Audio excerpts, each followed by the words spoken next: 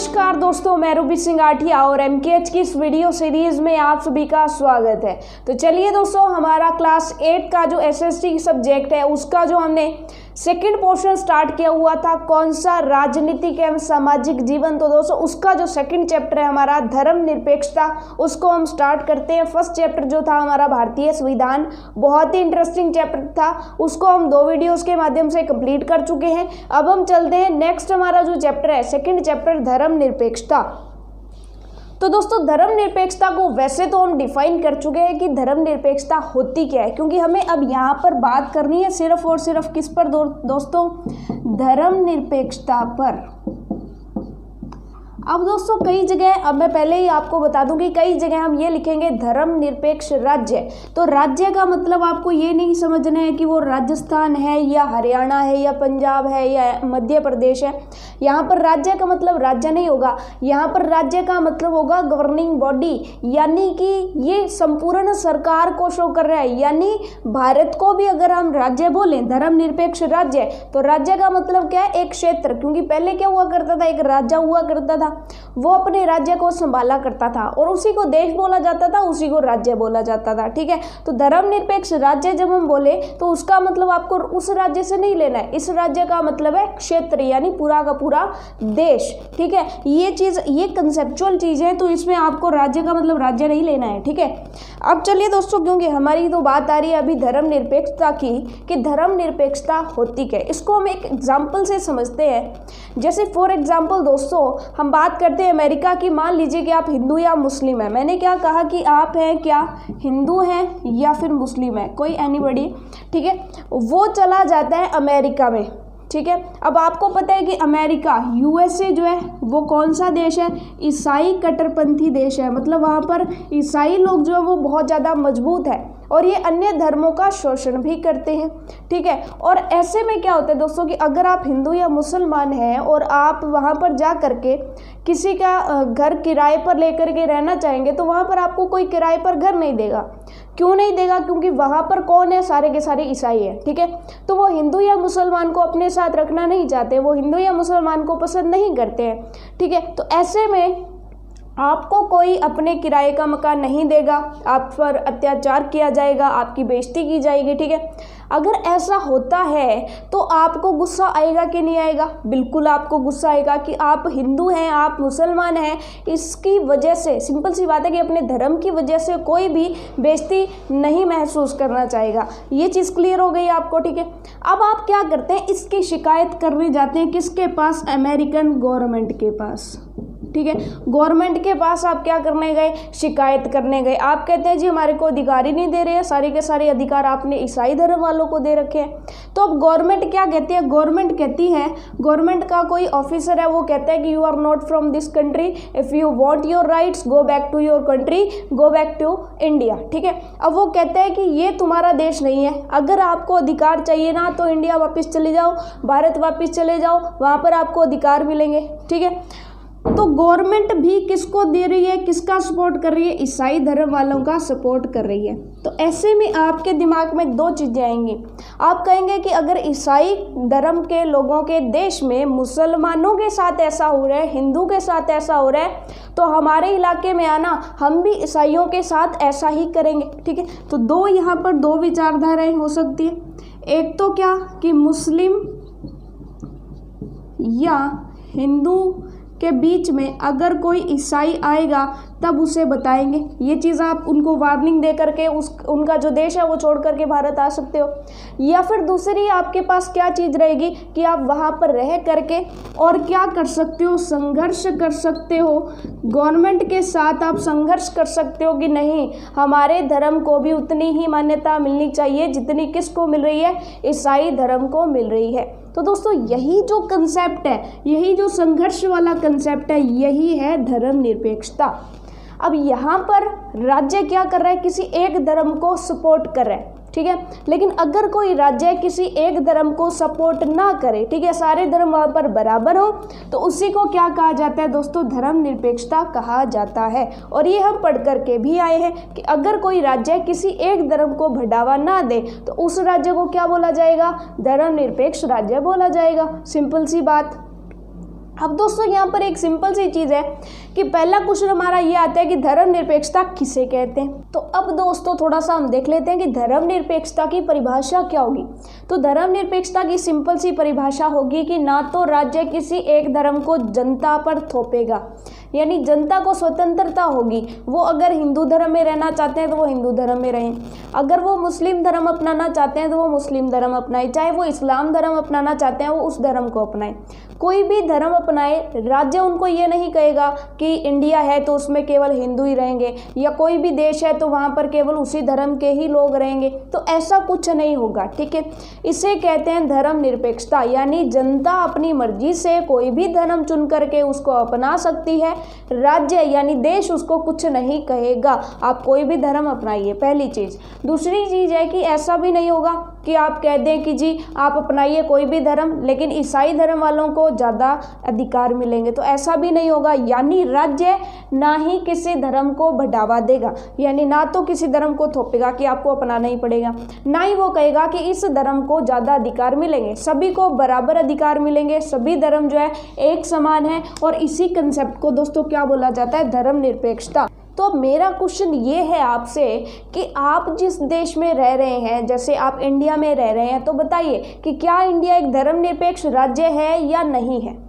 ये आप कमेंट में करके बताइएगा, कमेंट करके बताइएगा कि जो भारत है वो धर्मनिरपेक्ष है या नहीं है, मतलब आपको अपनी मर्जी से धर्म चुनने की स्वतंत्रता है या नहीं है, क्या यहाँ पर किसी एक धर्म को महत्वता दी जाती है या सारे धर्म यहाँ पर रहते हैं, ठीक है। तो ये आप कमेंट करके ज़रूर बताइएगा।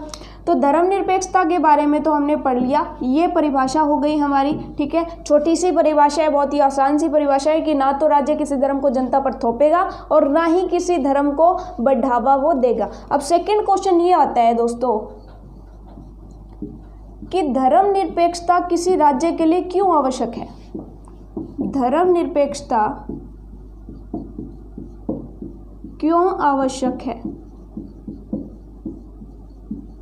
अब दोस्तों धर्मनिरपेक्षता क्यों आवश्यक है, तो इसके लिए हम एग्जाम्पल लेते हैं कि मान लीजिए कोई देश जो है वो धर्मनिरपेक्ष नहीं है, वो देश क्या कर रहा है कि एक धर्म को बहुत ज़्यादा महत्व दे रहा है, ठीक है। कोई भी एक ए, बी और सी तीन धर्म है, कोई एक राज्य है जो ए धर्म को ज़्यादा महत्व दे रहा है, तो ए राज्य वाले क्या पहुंच जाएंगे दोस्तों, सत्ता में पहुंच जाएंगे, तो ए धर्म वालों की सरकार बन जाएगी। सिंपल सी बात है कि इन धर्म वाले जब मजबूत हो रहे हैं, इन धर्म वालों को सारी नौकरियां दी जा रही है, इन धर्म वालों को सारे के सारे राजनेता इसी धर्म से आ रहे हैं, तो जो ऊपर के लोग होंगे यानी जितनी भी सत्ता होगी, जितने भी राजनेता होंगे, जितने भी अधिकारी होंगे, ये किस धर्म के बन जाएंगे, ए धर्म के बन जाएंगे। सिंपल सी बात हमें समझ आ गई, ठीक है। अब ये धर्म क्या करेंगे, इन दूसरे धर्म के जो लोग हैं इन पर अत्याचार करेंगे या नहीं करेंगे, बिल्कुल करेंगे। अगर आप लोग इस धर्म से ना होकर के इन दोनों धर्मों से होते हैं तो आपको ये चीज़ देख करके गुस्सा आएगा कि नहीं आएगा, बिल्कुल आएगा ना। जैसा आपको अमेरिका जा करके आया था कि आपको क्या दिया गया, किसी ने घर नहीं दिया, आपने उसकी शिकायत की कि हमारे साथ अत्याचार हो रहा है, हमारा शोषण हो रहा है, तो आपकी किसी ने बात ही नहीं सुनी, बल्कि आपको और लताड़ा गया और प्रताड़ित किया गया आपको कि आप इस देश के है ही नहीं, ऐसा आपको बोला गया। तो ऐसे में आपको गुस्सा आएगा कि नहीं आएगा। अगर आपको गुस्सा आएगा तो आप क्या करेंगे, या तो आप करेंगे संघर्ष या फिर आप करेंगे दंगे, ठीक है। अगर आप दंगे करते हैं तो देश में अशांति फैलेगी कि नहीं फैलेगी, क्या लोग शांति से रह पाएंगे, नहीं रह पाएंगे। इसका मतलब दंगे फैलेंगे तो अशांति होगी। अगर आप संघर्ष करते हैं, संघर्ष में भी कुछ ना कुछ प्रयास तो करेंगे कि हमारे को जो है हमारे अधिकार मिले, तो ऐसे में भी देश में अशांति आएगी कि नहीं आएगी, बिल्कुल अशांति आएगी कि नहीं आएगी, आप बताइए, ठीक है। तो दोनों में देश में क्या आ रही है, अशांति आ रही है। सिंपल सी बात है, दो धर्म के लोग जब लड़ रहे हैं तो ऐसे में पूरे देश में शांति कैसे रह सकती है, सिंपल सी बात है, ठीक है। तो ऐसे में फिर देश में अशांति आएगी, तो इससे अच्छा क्या रहेगा कि हम तीनों धर्मों को बराबर का अधिकार दें, सभी बराबर हो जाए तो देश में शांति से सारे रहेंगे, सिंपल सी बात, ठीक है। तो देश में शांति बनाए रखने के लिए धर्मनिरपेक्षता जो है वो आवश्यक है। तो इसमें थ्योरी आप क्या लिखेंगे कि अगर राज्य किसी एक, ध्यान से सुनिएगा, साथ साथ में लिख लीजिएगा, एक एक लाइन हम यहाँ पर बोल रहे हैं कि अगर राज्य किसी एक धर्म को महत्व देगा तो उस धर्म के लोग सत्ता में पहुंचकर सरकार बनाएंगे तथा उस धर्म के लोग अन्य धर्म के लोगों के साथ शोषण करेंगे, उनको प्रताड़ित करेंगे। ठीक है, सिंपल सी बात। दूसरे धर्म के लोगों के साथ भेदभाव करेंगे, उनका उत्पीड़न करेंगे। ठीक है, उनके साथ सत्ता का इस्तेमाल करके हो सकता है कि जोर जबरदस्ती भी उनके साथ हो सकती है। ठीक है, उसके बाद आप क्या लिखेंगे कि अगर ये जोर जबरदस्ती होती है, ठीक है, तो क्या होगा, सत्ता के जो दूसरे धर्म होंगे वो सत्ता के लिए क्या करेंगे, संघर्ष करेंगे या फिर दंगे करेंगे, जिससे देश में अशांति फैलेगी। ठीक है, इसकी बजाय अगर सारे धर्म समान होते हैं तो कहीं भी अशांति नहीं रहती है और देश शांति से रहता है। कोई भी एक धर्म दूसरे धर्म का उत्पीड़न नहीं करता, दूसरे धर्म के लोगों में अपना दबदबा नहीं बनाता है, सिंपल सी बात। ठीक है, तो इसीलिए जो धर्मनिरपेक्षता है वो किसी देश के लिए आवश्यक होती है। तो ये चीज़ आपको क्लियर हुई कि नहीं कि धर्मनिरपेक्षता किसे कहते हैं, धर्मनिरपेक्षता किसी देश के लिए क्यों आवश्यक है। 2 क्वेश्चन यहाँ पर बहुत इंपॉर्टेंट बनते हैं। तीसरा क्वेश्चन जो है दोस्तों वो है कि भारतीय धर्मनिरपेक्षता क्या है, कि भारत में राज्य जो है वो किस तरह से धर्मनिरपेक्षता बनाता है। भारत के अंदर आप रह रहे हैं और आपसे किसने पूछ लिया कि आपके जो लोग हैं वहाँ पर धर्मनिरपेक्षता किस प्रकार, सत्ता जो है सरकार जो किस प्रकार धर्मनिरपेक्षता का पालन करती है, आपसे पूछ लिया जाए तो आप कैसे आंसर करेंगे। तो थर्ड क्वेश्चन हमारा ये है कि भारतीय धर्मनिरपेक्षता क्या है। तो चलिए दोस्तों, अब हमारे पास एक क्वेश्चन है, वो क्वेश्चन क्या कहते हैं कि भारतीय धर्मनिरपेक्षता क्या है, यानी भारत के अंदर धर्मों को लेकर के कैसे रूल्स चलते हैं। ठीक है, वो आपको पता होने चाहिए। तो चलिए देखते हैं फिर कि भारतीय धर्मनिरपेक्षता क्या है, यानी भारत के अंदर धर्मनिरपेक्षता को लेकर के क्या रूल्स है। अब पहला रूल तो यह है कि कोई भी एक धार्मिक समुदाय किसी दूसरे धार्मिक समुदाय को न दबाए, ऐसी व्यवस्था की गई है भारत के अंदर। जैसे अगर हम एग्जाम्पल ले लें सऊदी अरब का, तो सऊदी अरब में मुसलमानों को सारे के सारे अधिकार प्राप्त हैं, लेकिन अगर वहाँ पर कोई गैर मुसलमान है, यानी मुसलमान नहीं है, कोई और धर्म का है, गैर मुसलमान का मतलब क्या हो गया कि मुसलमान नहीं है। ठीक है, अगर वो मुसलमान नहीं है तो सऊदी अरब में उसके साथ क्या होगा, अत्याचार किया जाएगा। लेकिन ऐसा भारत में नहीं है, भारत में कोई भी एक समूह जो है दूसरे समूह पर दबदबा नहीं बना सकते। तो ये तो बहुत अच्छी बात है भारत की। ठीक है, उसके बाद अगर सेकेंड हम बात करें कि कुछ लोग अपने ही धर्म के लोगों को न दबा सके, ऐसी व्यवस्था की गई है। जैसे आपको पता होगा कि प्रत्येक धर्म में कुछ जातियां बना दी जाती हैं। कुछ जातियां तो ऐसे बोला जाता है कि ऊंची जातियां हैं, कुछ जातियां ऐसे बोले जाता है कि नीचे जातियां। ठीक है, तो ऐसे में जैसे फॉर एग्जाम्पल अगर हम हिंदू धर्म ले लें तो हिंदू धर्म में भी बहुत सारी जातियां हैं, कुछ ऊंची जातियां कुछ नीची जातियां, ऐसा बोला जाता है। लेकिन राज्य ऐसा कोई भी भेदभाव नहीं करता है। ऐसा नहीं है कि ऊंचे जाति के जो हिंदू हैं उनको गवर्नमेंट जॉब दी जाएगी, नीची जाति के जो हिंदू हैं उनको गवर्नमेंट जॉब नहीं दी जाएगी। तो ऐसा कुछ भी नहीं है। ऐसा भी नहीं है कि उनको जो है ज़्यादा व्यवस्थाएं मिलेगी, उनको जो है कम व्यवस्थाएं मिलेंगी, ऐसा भी कुछ नहीं है। यानी यहाँ पर धर्म वाले तो आपस में कर ही नहीं सकते। ठीक है, एक धर्म के अंदर भी कोई डिफरेंस नहीं होगा। ठीक है, ये चीज़ हमारे को क्लियर हो गई। 2 चीज़ें। तीसरी चीज़ क्या है कि राज्य न तो किसी धर्म को जनता पर थोपेगा, यानी ऐसे नहीं है कि हिंदुस्तान है तो हिंदुस्तान में हिंदू ही रहेंगे, तो ऐसा कोई नहीं है। हिंदू के साथ मुसलमान, ईसाई, कोई भी धर्म जो है वो रह सकता है। ठीक है, न ही लोगों की धार्मिक स्वतंत्रता छीनेगा, यानी ना ही लोगों को धर्म चुनने की या अपने धर्म के प्रचार प्रसार करने की स्वतंत्रता छीनी जाएगी। आपको पता है कि हाँ, भारत के अंदर जो एक मौलिक अधिकार भी दिया गया है, धर्म की स्वतंत्रता। ठीक है, उसमें क्या है, धार्मिक स्वतंत्रता में अधिकार दिया गया कि कोई भी व्यक्ति अपनी मर्जी से धर्म चुन सकता है और धर्म का प्रचार प्रसार कर सकता है। जैसे आपको पता है कि जागरण है, सत्संग है और पूजा पाठ जो है वो करवा सकते हैं अपनी मर्जी से। ठीक है, गुरुद्वारा बना सकते हैं संगठन के लोग, जो मंदिर है वो बना सकते हैं, और मुस्लिम जो है अपनी जो नमाज अदा करने के लिए जो है कहीं भी बिल्डिंग वगैरह बना सकते हैं। तो ये कुछ भी जो है कुछ भी कर सकते हैं, उनको ये अधिकार है। इसलिए क्या है, ये है दोस्तों धार्मिक स्वतंत्रता, कि वो धर्म अपना सकते हैं और धर्म का प्रचार प्रसार कर सकते हैं। ये चीज़ क्लियर हो गई। लेकिन क्रिमिनल एक्टिविटीज़ किसी भी धर्म में नहीं हो सकती, ये भी सुनिश्चित करता है कौन, धर्मनिरपेक्षता। कौन सी, भारतीय धर्मनिरपेक्षता। वो कैसे करती है वो हम आगे देखेंगे। चलिए, अब थर्ड क्वेश्चन तो हमारा हो गया कि भारतीय धर्मनिरपेक्षता क्या है, कौन कौन से रूल्स दिए गए हैं। अब देखते हैं कि भारत में राज्य जो है वो धर्मनिरपेक्षता को कैसे सुदृढ़ करता है, यानी राज्य कैसे ये चेक करता है कि धर्मनिरपेक्षता अच्छे से चल रही है कि नहीं चल रही, या फिर राज्य ऐसे क्या प्रयास करता है, ऐसे क्या कदम उठाता है जिससे वो धर्मनिरपेक्षता को बनाए रख सके। ठीक है, तो ये बहुत ही इंपॉर्टेंट क्वेश्चन है। और दोस्तों बहुत ही इंपॉर्टेंट क्वेश्चन ये बनता है कि भारत में राज्य जो है वो धर्मनिरपेक्षता को कैसे सुदृढ़ करता है।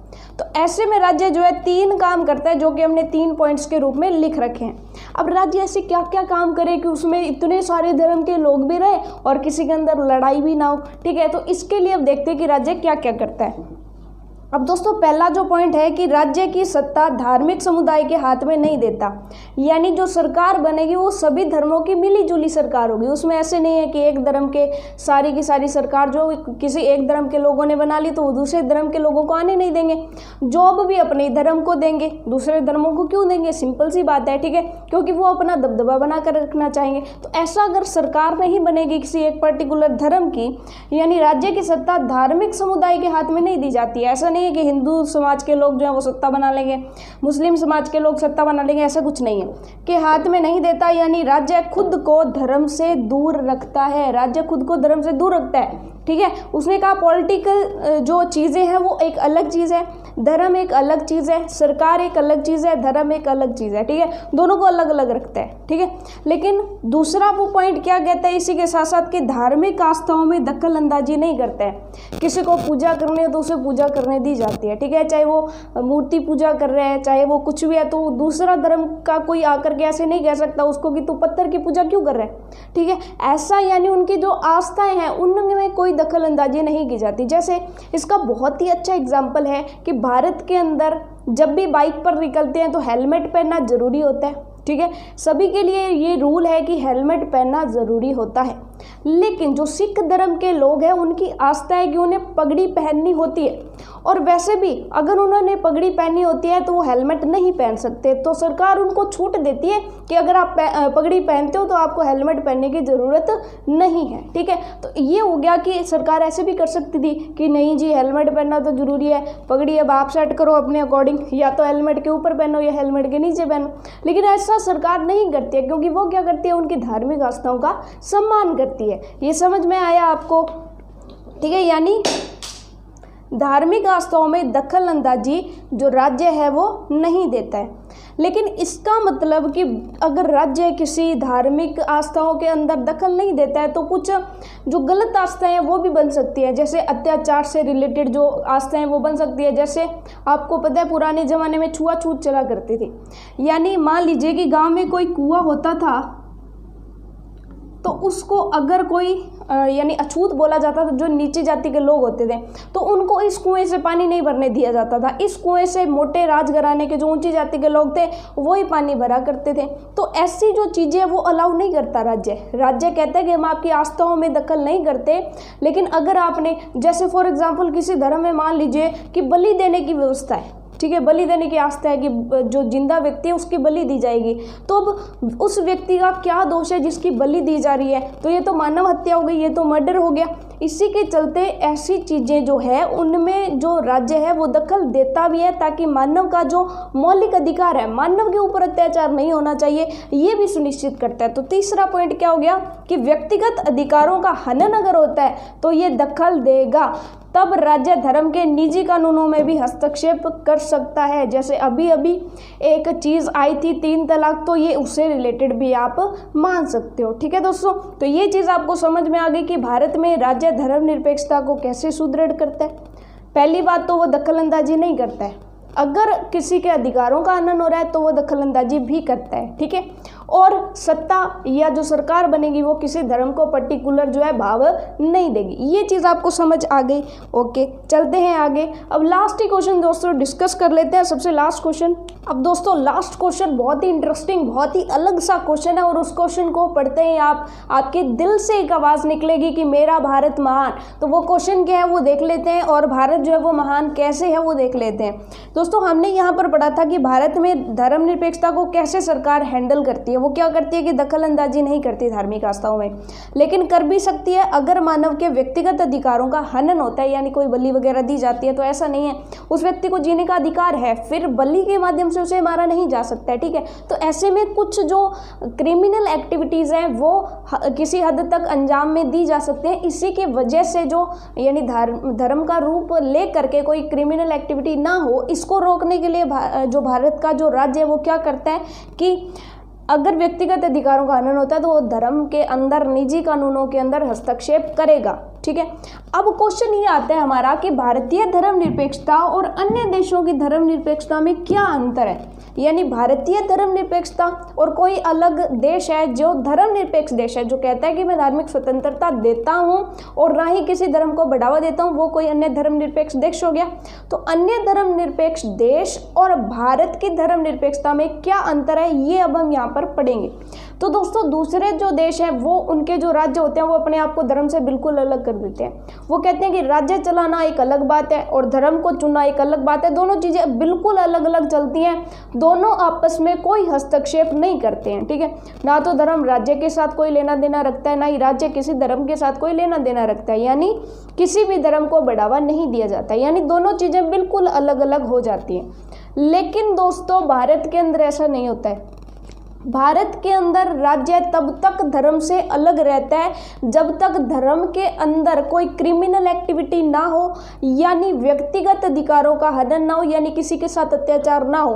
अगर किसी के साथ अत्याचार होता है तो भारत के जो राज्य हैं वो उस धर्म के निजी कानूनों में, निजी जो नियम है उसमें हस्तक्षेप करेगा और उसे चेंज करने का नियम उसमें रखेगा। तो सिंपल सी बात कि भारतीय धर्मनिरपेक्षता किसी धर्म के कानून में तब तक हस्तक्षेप नहीं करती जब तक मानव के मौलिक अधिकारों का हनन ना हो। तो देखिए कितनी अच्छी व्यवस्था हमारे संविधान में, हमारे देश में की गई है। तो आपको लग रहा होगा कि हमारा जो भारत देश है वो महान है, तो जी बिल्कुल महान है हमारा देश।